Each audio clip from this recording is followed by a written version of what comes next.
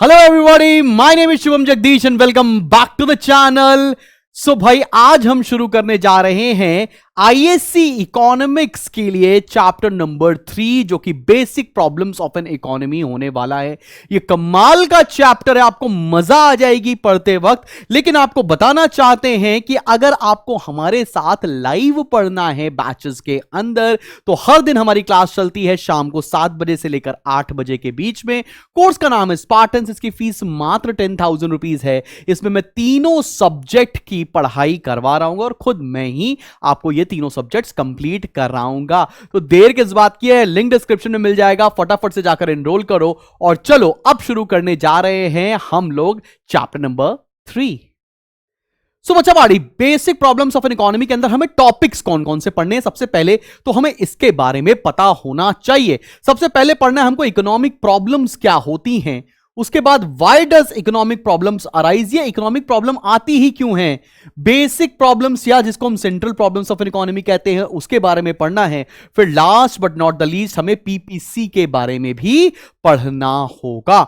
एक एक करके सारी चीजें निपटाएंगे। चलिए शुरुआत करने जाते हैं सबसे पहले टॉपिक के बारे में।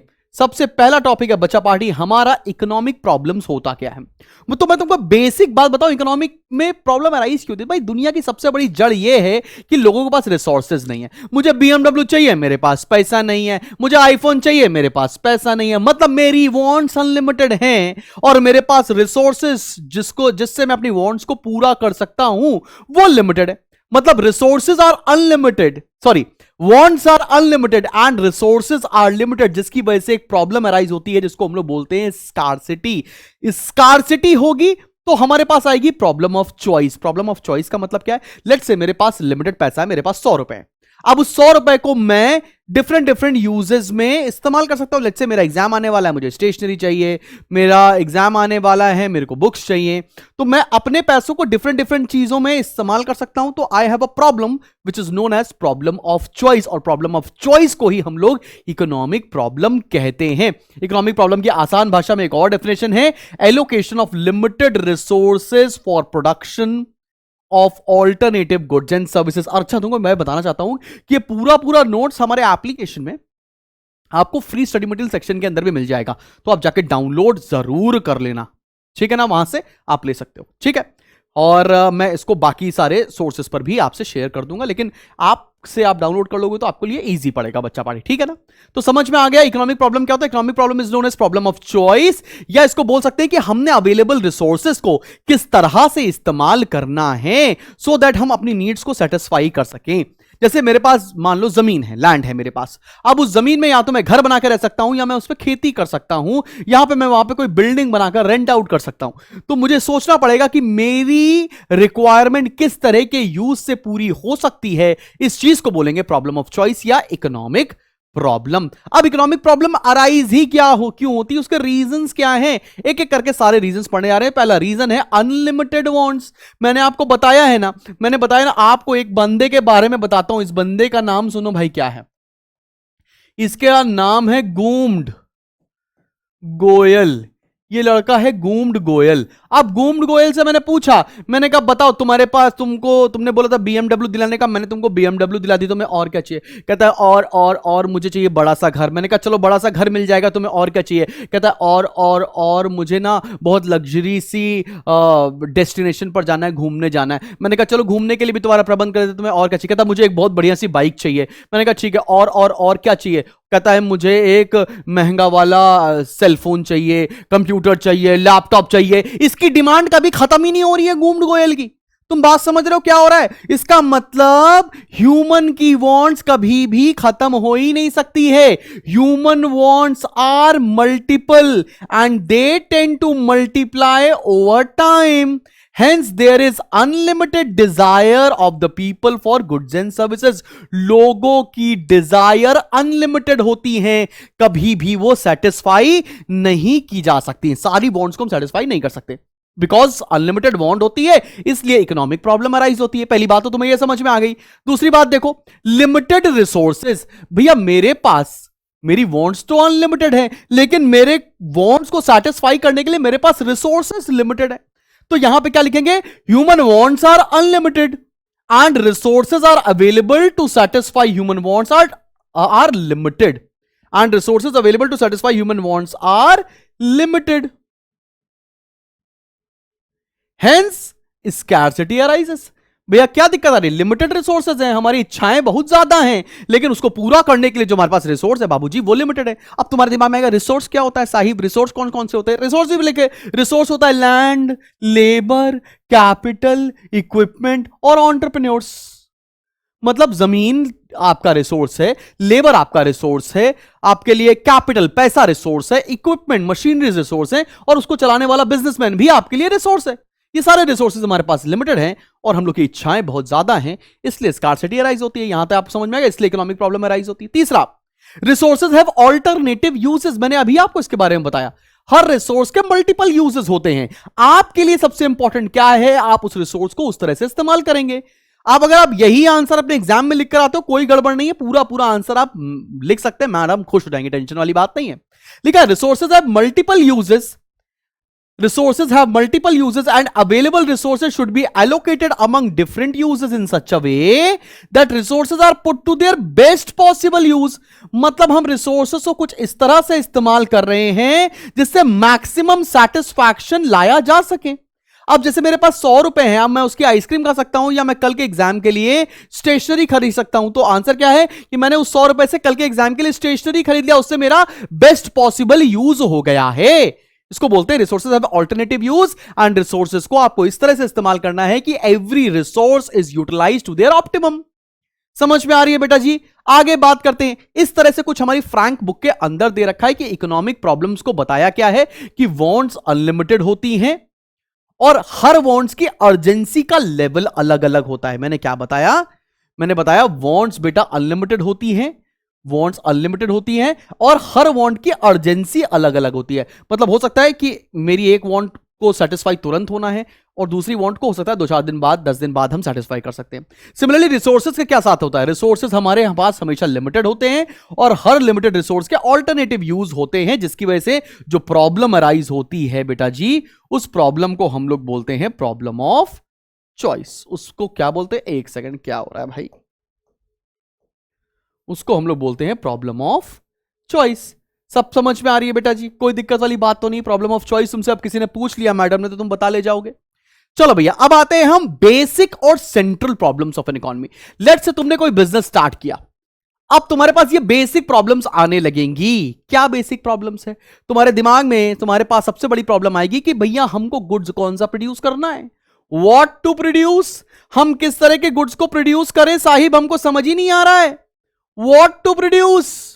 तो यहां पर दिमाग आता है कि हमें कौन सा गुड्स प्रोड्यूस करना है उसके बारे में डिसीजन लेना है, और कितनी क्वांटिटी में प्रोड्यूस करना है उसके बारे में भी डिसीजन लेना है. मतलब यहां पे क्या लिखता है? It consist of 2 problems. पहली, what commodities shall be produce, किस तरह की कमोडिटीज को प्रोड्यूस करना है. दूसरा, in what quantity goods are to be produce, और कितनी क्वांटिटी में प्रोड्यूस करना है. अभी हम सेंट्रल प्रॉब्लम्स की प्रॉब्लम के बारे में डिस्कस कर रहे हैं, सोल्यूशन अगले चैप्टर में डिस्कस करेंगे, परेशान ना तो प्रॉब्लम क्या है कि हमें कौन सा गुड्स बनाना है. लेट्स से मैंने डिसाइड कर लिया मुझे बर्गर बनाना है, तो मेरे को बर्गर बनाना है और कितनी क्वांटिटी में बर्गर बनाना है यह डिसाइड करना पड़ेगा. मतलब कौन सा गुड बनाना है और कितनी क्वांटिटी में बनाना है, यह होता है प्रॉब्लम पहली, व्हाट टू प्रोड्यूस. दूसरी प्रॉब्लम है हमारी हाउ टू प्रोड्यूस, मतलब हमको गुड्स किस तरह से बनाना है, कौन सी टेक्निक का इस्तेमाल करके हमें गुड्स बनाना है. आप टेक्निक 2 तरह की होती हैं, या तो लेबर इंटेंसिव टेक्निक होगी जहां पर ज्यादा लेबर्स का इस्तेमाल पड़ेगा, या तो कैपिटल इंटेंसिव टेक्निक होगी जहां पर बहुत ज्यादा मशीनरीज का इस्तेमाल होने वाला है. तो हमें डिसीजन लेना पड़ेगा, how are goods to be produce. It means choice of technique of production. कौन सी टेक्निक इस्तेमाल कर सकते हैं, या तो कैपिटल इंटेंसिव या लेबर इंटेंसिव या बोथ, या दोनों को इस्तेमाल कर सकते हैं एक साथ. तीसरी सेंट्रल प्रॉब्लम है वो है हमारी फॉर होम टू प्रोड्यूस. मतलब हमें अगर प्रोडक्शन करना है, हमें सामान बनाना है, तो किसके लिए बनाना है मालिक. हम किस तरह के कस्टमर्स के लिए बनाएंगे, रईस के लिए बनाएंगे जो रिच हैं, जो पुअर हैं, या जो मिडिल क्लास हैं, किसके लिए हम प्रोडक्शन करने वाले हैं. तो इसके अंदर डिसाइड करना होता है. It is the problem of distributing the total output of goods and services. किसके किसके बीच में डिस्ट्रीब्यूशन करने वाले हैं. मतलब हमें रिचर सेक्शन के लिए सामान बेचना है, या हमें पुअर सेक्शन के लिए, या हमें सबके लिए सामान बनाना है. तो हमको इसके बारे में डिसीजन लेना होगा. ठीक है ना. तीनों प्रॉब्लम्स के बारे में पता चल गया। अब तीन कुछ और प्रॉब्लम्स है हमारे पास, अभी लेटेस्ट ऐड हुई है। तीन सेंट्रल प्रॉब्लम्स तो मेन थी, तीन प्रॉब्लम्स और है। वो कौन सी प्रॉब्लम है? Problem of fuller utilization of resources. भाई हम ना जितने भी रिसोर्सेज हैं उसको पूर्णतः इस्तेमाल नहीं कर रहे हैं। तो अगली प्रॉब्लम है कि हमें सारे रिसोर्सेस को ऑप्टिममली यूटिलाइज करना चाहिए। इसका मतलब क्या है? It means it is not desirable to leave the resources idle और unemployed. Unemployment of resources is a dead loss. मतलब हमें रिसोर्सेस को खाली नहीं छोड़ना चाहिए, हमें रिसोर्सेस को पूरी तरह से इस्तेमाल करना चाहिए। यह अगली प्रॉब्लम। अगला क्या है? Problem of efficient use of resources. Efficient use of resources का मतलब क्या हुआ? एफिशिएंट का मतलब क्या होगा कि ऐसे इस्तेमाल करो जैसे रिसोर्सेस का वेस्टेज कम से कम या ना के बराबर हो। ठीक है ना? आपको रिसोर्सेस को कुछ इस तरह से इस्तेमाल करना है जैसे उनका वेस्टेज एकदम मिनिमल किया जा सके। तीसरा, इसमें एक और प्रॉब्लम के बारे में बात की गई है जो कि है problem of economic growth. Economic growth का मतलब क्या होता है? ईयर ऑन ईयर हम कितना प्रोडक्शन कर रहे हैं और आने वाले सालों में मैं कितना और प्रोडक्शन कर सकता हूं, मतलब मैं कितना कैपेसिटी और इंक्रीज कर सकता हूं। यहां का मतलब it means problem of increasing capacity of economy to produce more goods and services over the years. अगर पिछले साल मैंने 100 यूनिट्स का प्रोडक्शन किया, इस साल 100 यूनिट से ज्यादा का प्रोडक्शन करूंगा, तभी ना हमारी इकोनॉमी ग्रो करेगी। ठीक है, तो कैपेसिटी बिल्डिंग के बारे में बात करना प्रॉब्लम ऑफ इकोनॉमिक ग्रोथ को सॉल्व करता है। समझ में आ रही है बात? क्लियर है? चलो भैया, अब बात करते हैं इस चैप्टर के सबसे क्रीम टॉपिक पर, सबसे मेन टॉपिक पर, जिसका नाम है प्रोडक्शन पॉसिबिलिटी कर्व। अब ये प्रोडक्शन पॉसिबिलिटी कर्व क्या कहती है, तुम जरा एक बेसिक तरीके से सोचना। मान लेते हैं तुम एक बिजनेसमैन हो, तुम्हारा एक मैन्युफैक्चरिंग एंटरप्राइज है, मतलब तुम्हारी एक फैक्ट्री है आसान भाषा में। अब उस फैक्ट्री में तुम 2-3 गुड्स का प्रोडक्शन कर सकते हो। मैं कहता हूं 2 गुड्स का प्रोडक्शन कर सकते हो, या तो तुम लेट्स से कोई भी 2 गुड्स ले लेते हैं, उसका प्रोडक्शन कर सकते हो। अभी मैं एग्जांपल के तौर पे आपको बताऊंगा भी। तो प्रोडक्शन पॉसिबिलिटी कर्व कहता क्या है, आओ जरा देख लेते हैं बुकिश लैंग्वेज में क्या है, फिर मैं अपने शब्दों में तुम्हें बताने जा रहा हूं। Production possibility curve shows various combinations of 2 goods that can be produced with available technique and with given amount of resources. यहां बताता है various combination of 2 goods which can be produced with a given resources and given set of technology. मेरे पास जो resources available है, मेरे पास जो technology available है, उसको हम कैसे इस्तेमाल करके various combination of 2 goods produce कर सकते हैं, उसको अगर ग्राफ के ऊपर दिखा दिया जाए तो उसको प्रोडक्शन पॉसिबिलिटी कर्व कहा जाता है। चलो बेटा, एक शेड्यूल लेते हैं और इस बात को हम बताते हैं। तो मैंने एक शेड्यूल लिया, यहां पर मैंने आपको पहला कॉलम बनाया है प्रोडक्शन पॉसिबिलिटी। एक काम कर लो, वीडियो को पॉज कर लो आराम से और मेरे साथ साथ ये बनाते चलो। मैंने एक प्रोडक्शन पॉसिबिलिटी बनाई है, production possibility A B C D E F. मैं 2 गुड्स प्रोड्यूस कर रहा हूं, एक गुड है मेरा बटर, दूसरा है गन। अभी मार्जिनल अपॉर्चुनिटी कॉस्ट से कॉलम को भाड़ में जाने दो। मैंने बोला जब मैं 0 यूनिट्स बटर का प्रोड्यूस करता हूं तो मैं अपनी फैक्ट्री में 15 यूनिट गन्स का प्रोडक्शन करता हूं। सिमिलरली जैसे जैसे मैंने बटर का प्रोडक्शन बढ़ाया वैसे वैसे मेरी गन्स का प्रोडक्शन कम हो गया। ऐसा क्यों हो गया? क्योंकि जो मेरे रिसोर्सेस गन्स को प्रोड्यूस करने में लग रहे थे वो मैंने कम करके वही रिसोर्सेस को बटर प्रोड्यूस करने में लगा दिया। रिसोर्सेस तो लिमिटेड है and they have alternative uses. तुमको बात समझ में आ रही है? मतलब जैसे जैसे मैंने गन्स का प्रोडक्शन कम किया वैसे वैसे मैंने बटर का प्रोडक्शन बढ़ा दिया। कहना क्या चाहते हैं? अगर किसी एक गुड के प्रोडक्शन को बढ़ाना है तो किसी दूसरे गुड के प्रोडक्शन को कम करना पड़ेगा, तभी ऐसा मुमकिन या ऐसा पॉसिबल है। अब मार्जिनल अपॉर्चुनिटी कॉस्ट कैसे निकाला जाएगा, आओ जरा देखो। मार्जिनल अपॉर्चुनिटी कॉस्ट क्या होता है? This is loss upon gain. ये क्या कहता है? It is the rate at which, सुन लो भैया, हमारे को इसकी डेफिनेशन लिखनी नहीं है। It is the rate at which we are sacrificing the production of one good to increase the production of other good. मतलब किसी चीज को पाने के चक्कर में किसी चीज को छोड़ना मार्जिनल अपॉर्चुनिटी कॉस्ट है। बात समझ में आ रहा है? तो लॉस अपॉन गेन। अब जरा देखो लॉस कितना है, यहां से यहां तक आए। पहले इसके यहां पर डैश क्यों लगाया? बिकॉज इसके प्रीसीडिंग टर्म हमको पता ही नहीं है, इसके पहले क्या है हमको पता नहीं है, इसलिए हमने डैश लगा दिया। यहां पर लॉस कितने का हो रहा है? 1। यहां पर गेन कितने का हो रहा है? 1। तो यहां पर क्या लिख सकते हैं? 1 डिवाइड बाय 1 इज 1। सिमिलरली 14 और 12, यहां पे कितने का लॉस हो रहा है? 2 divide by 1 is 2। Loss upon gain कर सकते हो कि नहीं? यहां पर लॉस कितने का हो रहा है? 3। यहां पर गेन कितने का हो रहा है? 1। 3/1 इज 3। लॉस कितने का हो रहा है? 4। गेन कितने का हो रहा है? 1। That means 4। लॉस कितने का हो रहा है? 5। गेन कितने का हो रहा है? 1। तो 5 डिवाइड बाय 1 इज 5। तो तुम देखो धीरे धीरे आपकी मार्जिनल अपॉर्चुनिटी कॉस्ट जो है वो बढ़ती चली जा रही है। मार्जिनल अपॉर्चुनिटी कॉस्ट क्या होता है तुम्हें समझ में आ रहा है? किसी एक चीज के प्रोडक्शन को बढ़ाने के लिए किसी दूसरी चीज का प्रोडक्शन कम करना, उसको मार्जिनल अपॉर्चुनिटी कॉस्ट कहेंगे। अब जरा मेरे साथ साथ सभी बच्चे प्लॉट करेंगे प्रोडक्शन पॉसिबिलिटी कर्व का डायग्राम, और बिना डायग्राम बनाए अगर आप स्कूल में आओगे तो 0 नंबर मिल जाएगा। याद रखना भाई, यहां पर हम लिख रहे हैं गन्स, यहां पर हम लिख रहे हैं बटर, यहां पर लिख रहे हैं हम गन्स, यहां पर लिख रहे हैं बटर। मैं फ्री हैंड बना रहा हूं, आप भी फ्री हैंड बना सकते हैं, कोई दिक्कत नहीं है, कोई नंबर नहीं कटने वाले आपके।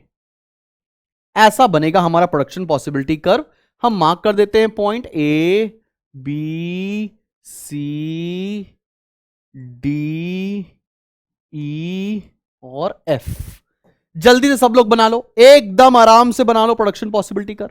तो अगर तुमसे कोई पूछे कि प्रोडक्शन पॉसिबिलिटी कर्व क्या होता है तो बता सकते हो, it is a graphical representation showing alternative production possibilities of two goods with a given set of resources. Clear है कि नहीं क्लियर? बात समझ में आ रही है? जो कि मैंने यहां पर डेफिनेशन आपको लिखकर दिखाई है। चलो बेटा जी आगे बढ़ते हैं, आगे बढ़ते हैं, आगे बढ़ते हैं, आगे बढ़ते हैं। प्रोडक्शन पॉसिबिलिटी कर्व ऐसा बनता क्यों है? इसके इसके कुछ अजम्पशंस भी होंगे। क्या अजम्पशंस है आओ जरा देखा जाए। सबसे पहला assumption, the amount of productive resources are fixed. मतलब क्या? मेरे पास जो रिसोर्सेज हैं जिनका इस्तेमाल करके मैं प्रोडक्शन कर सकता हूं वो हमेशा लिमिटेड और फिक्स्ड इन नंबर्स होंगे।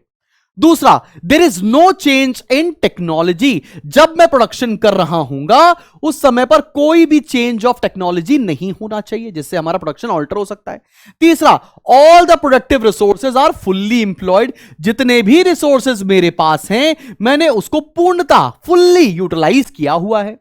लास्ट पॉइंट क्या कहता है? Resources are not equally efficient in the production of all goods. मतलब हर रिसोर्सेज इक्वली एफिशिएंट नहीं होता है। मतलब हर रिसोर्सेज जो कि प्रोडक्शन पॉसिबिलिटी में हम यूज कर रहे हैं वो बराबर का सेटिस्फैक्शन, बराबर का प्रोडक्शन करे ऐसा जरूरी नहीं है। मान लेते हैं आप जूस निकाल रहे हैं, आप ऑरेंज का जूस निकाल रहे हैं, एक ऑरेंज डाला तो अलग अमाउंट ऑफ जूस निकलेगा, दूसरा ऑरेंज डाला तो अलग अमाउंट ऑफ जूस निकलेगा। सारे oranges same level of juices नहीं क्रिएट कर सकते। भाई बोल रहा है resources are not equally efficient in the production of all goods.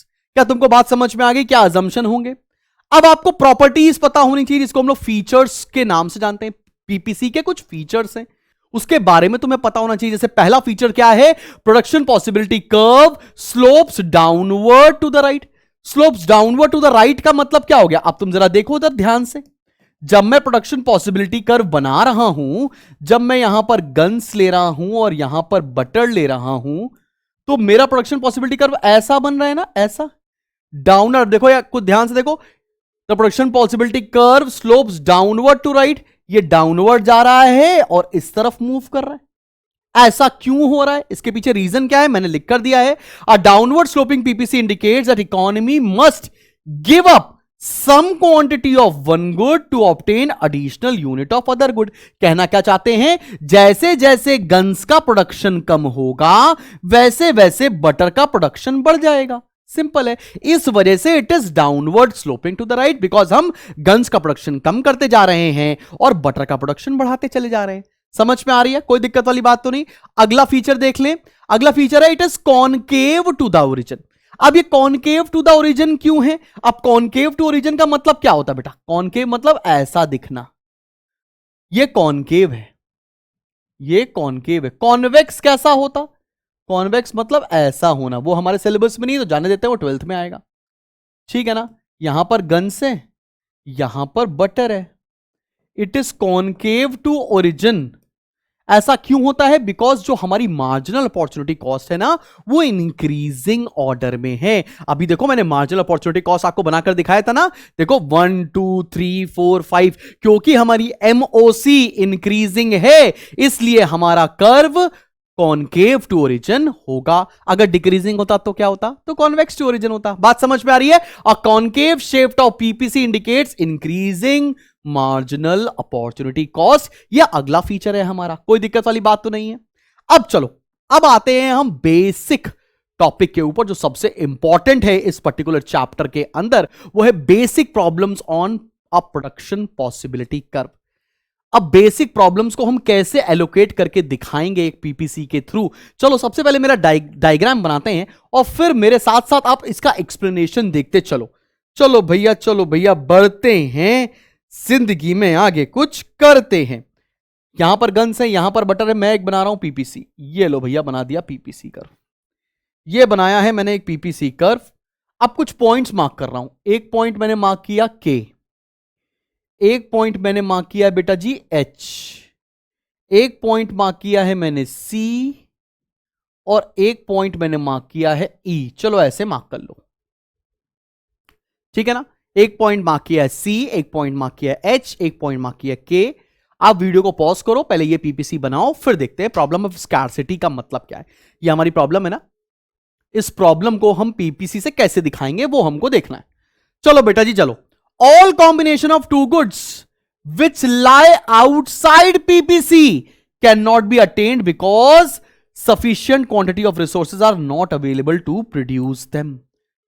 मतलब वो सारे पॉइंट्स, वो सारे कॉम्बिनेशंस जो पीपीसी के बाहर लाई करेंगे, जैसे कि क्या, जैसे कि पॉइंट के, इस तक प्रोडक्शन नहीं किया जा सकता है। ये अटेनेबल अनअटेनेबल कॉम्बिनेशन है। काहे को? बिकॉज रिसोर्सेज हमारे पास लिमिटेड हैं, हम पॉइंट के तक का प्रोडक्शन नहीं कर सकते हैं। वो यहीं पर लिखा है देखो साफ साफ, all combination of two goods which lie outside PPC can not be attained because sufficient quantity of resources are not available to produce them। और ऐसा कोई भी कॉम्बिनेशन जो मेरा पीपीसी के ऊपर लाई करता है या अंदर लाई करता है, all those combinations which lie on the PPC curve or inside the PPC curve are attainable combination, जो given set of resources से अचीव किया जा सकता है। वो मैंने यहां लिखा है, point on PPC और inside PPC are attainable combination with the given set of resources। तुमको बात समझ में आ रही है? स्कार्सिटी का पॉइंट कहां आ जाएगा? पॉइंट के आ जाएगा, बिकॉज इसको हम अटेन ही नहीं कर सकते, बिकॉज हमारे पास लिमिटेड रिसोर्सेज है, वहां तक का प्रोडक्शन किया ही नहीं आ सकता है। चलो भाई आगे बढ़ते। Basic problems on a production possibility curve, और अगला प्रॉब्लम है प्रॉब्लम ऑफ चॉइस। अब ये प्रॉब्लम ऑफ चॉइस को हम कैसे दिखाएंगे? चलो हम फिर से डायग्राम बना रहे हैं, वही जो मैंने अभी बनाया, सेम डायग्राम मैं फिर से बनाकर तुम्हें दिखा रहा हूं। तुम ध्यान से देखते चलो। यहां पर था गन्स, यहां पर था बटर, हमने बनाया था एक प्रोडक्शन पॉसिबिलिटी कर्व, ठीक है ना। एक पॉइंट एच था, ये पॉइंट था एच नहीं, ये पॉइंट था के, सॉरी, ये पॉइंट था के, ये पॉइंट था एच, फिर अगला पॉइंट हम लोगों ने बनाया था ना बेटा जी सी और ई। अब आओ जरा बात देखते हैं। अब हम बात कर रहे हैं किसकी? प्रॉब्लम ऑफ चॉइस की। This is indicated by the need to choose between attainable points on PPC. अब मेरे पास क्या है? प्रॉब्लम ऑफ चॉइस क्या है भाई? हम देखो के को तो अचीव कर ही नहीं सकते, के तो अनअटेनेबल हो गया, इसको तो बाहर करो। अब हमें डिसाइड करना है कि हमें सी कॉम्बिनेशन प्रोड्यूस करना है या ई कॉम्बिनेशन प्रोड्यूस करना है। सी का प्रोडक्शन करते हैं तो ज्यादा गन्स प्रोड्यूस हो रही है, ई का प्रोडक्शन करते हैं तो ज्यादा बटर प्रोड्यूस हो रहा है। तो हमारे पास ये क्या आ गया? ये आ गया प्रॉब्लम ऑफ चॉइस। तो ये प्रॉब्लम ऑफ चॉइस क्या है? यहां पर इकोनॉमी को डिसाइड करना पड़ेगा कि किस तरह के गुड्स की डिमांड हमारी इकोनॉमी में है। अगर हमारे इकोनॉमी में गन्स की ज्यादा डिमांड है तो कॉम्बिनेशन सी को प्रोड्यूस करना चाहिए, और अगर हमारी इकोनॉमी में बटर की ज्यादा डिमांड है तो कॉम्बिनेशन ई को प्रोड्यूस करना चाहिए। तो प्रॉब्लम ऑफ चॉइस कैसे सॉल्व होगी? प्रॉब्लम ऑफ चॉइस सॉल्व होगी कि किस तरह की इकोनॉमी में डिमांड है। बात समझ में आ रही है? अगली प्रॉब्लम को देखा जाए, problem of what to produce, ठीक है ना। अगला प्रॉब्लम है problem of what to produce, again same PPC, again same PPC बेटा। अभी मैंने बताया ये पॉइंट था हमारा के, ये पॉइंट सी, ये पॉइंट ई, ये पॉइंट एच, ये वाई एक्सिस यहां थे गन्स, ये एक्स एक्सिस यहां था बटर। अब जरा ये एक्सप्लेनेशन देखते हैं। Different points on PPC represents different combination of two goods, ठीक है। At what point economy decides to operate depends on taste and preference of the individuals in the economy. किस पॉइंट पर operate करना है, point H पर, C पर, E पर, किस पॉइंट पर ऑपरेट करना है, यह बताएगा किस तरह का टेस्ट और किस तरह का प्रेफरेंस है हमारी इकोनॉमी में. तो दिस प्रॉब्लम और पिछला प्रॉब्लम ऑफ चॉइस काफी रिलेटेबल टॉपिक है. ये लिख कर आएंगे, ऐसा डायग्राम बना कर आएंगे, आपको नंबर पूरे मिल जाने हैं. चलो बेटा हम आगे बात करते हैं. Problem of full and efficient utilization of resources के बारे में हम बात कर रहे हैं. सेम पीपीसी का आप डायग्राम बना सकते हैं. The resources are fully utilized, the production will take place at some point on PPC. मैं क्या बोल रहा हूं, जब रिसोर्सेज, अब बेटा ध्यान से सुनना, यहां पर था गन्स, यहां पर था बटर.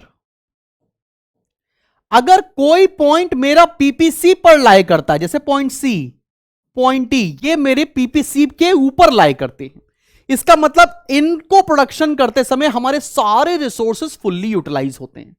लेकिन अगर कोई पॉइंट मेरा पीपीसी के अंदर लाई करता है, इसका मतलब ये प्रोड्यूस करते समय मेरा रिसोर्सेज पूरी तरह से इस्तेमाल नहीं हो रहे हैं. कुछ रिसोर्सेज ऐसे हैं जो आइडल पड़े हैं, जो वेस्ट हो रहे हैं. वही मैंने लिखा है, but if economy is producing any point inside PPC, it means some resources are left idle. Clear है कि नहीं क्लियर? अगर सी और ई पर प्रोडक्शन हो रहा होगा तो optimum utilization of resources, point H पर हो रहा होगा तो under utilization of the resources. बात समझ में आ रही है? अब लास्ट पॉइंट पर आने जा रहे हैं इस चैप्टर के. ये छोटा सा चैप्टर है जो आपको समझ में आ गया होगा. ये basic problems on production of possibility कर, और यहां पे प्रॉब्लम है प्रॉब्लम ऑफ इकोनॉमिक ग्रोथ. एक ध्यान से देखना तुम बात, इकोनॉमी कैसे ग्रो कर सकती है? जब रिसोर्सेज बढ़ जाएं, जब रिसोर्सेज बढ़ जाएंगे तो इकोनॉमी ग्रो कर जाएगी. मैंने बोला मेरा पहले पीपीसी कर्व ये था, मैंने बोला पहले मेरा पीपीसी कर्व ये था, अब मेरे रिसोर्सेज बढ़ गए, अब मेरा पीपीसी कर्व राइट शिफ्ट हो गया. अब मेरा पीपीसी कर्व बढ़ गया, राइट शिफ्ट हो गया. इसका मतलब मेरे रिसोर्सेज बढ़ गए हैं. इसका मतलब मैं यहां से यहां पर शिफ्ट कर गया हूं. कोई दिक्कत वाली बात तो नहीं है? ये कौन सा पीपीसी कर्व है? This is PPC after growth, PPC after growth. और ये कौन सा पीपीसी था? PPC before growth. कोई दिक्कत वाली बात तो नहीं? अगर भाई मेरे पास 10 रिसोर्सेस थे तो मेरा पीपीसी ये बनता था. अब मेरे पास 20 रिसोर्सेज हो गए तो मेरा पीपीसी राइट साइड शिफ्ट हो गया, ज्यादा प्रोडक्शन करने लगे. इसी बात को लिखा है, economic growth results in increase availability of resources and given technology. जब हमारे रिसोर्सेज बढ़ जाएंगे और हमारी टेक्नोलॉजी इंप्रूव हो जाएगी तो हमारे देश में भी भैया ग्रोथ आ जाएगा, इकोनॉमी में ग्रोथ आ जाएगा और हम प्रोडक्शन ज्यादा करने लगेंगे. So this is it from chapter number 3. I hope तुम्हें सब कुछ समझ में आया होगा. जल्दी से बढ़ते हैं और जल्दी से मिलेंगे हम लोग नेक्स्ट वीडियो के साथ. Bye bye, take care, love you all.